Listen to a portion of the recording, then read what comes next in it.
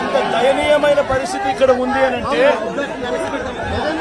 ఒకసారి మైక్ పెట్టి ఎవరినైనా కూడా అడగండి. నిజంగా ఎంత దారుణమైన పరిస్థితి అంటే ఇక్కడ నుంచి మనుషులు వస్తా ఉన్నారు. ఇళ్లలో నుంచి దాదాపుగా 2 రోజుల పాటు కనీసం తిండి కూడా లేని పరిస్థితుల నుంచి నడుచుకుంటూ వాళ్ళంతా కూడా బయటకు వస్తా ఉన్నారు.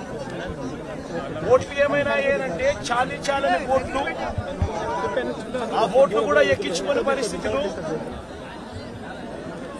సందుల్లోకి బొందుల్లోకి పోని పరిస్థితి.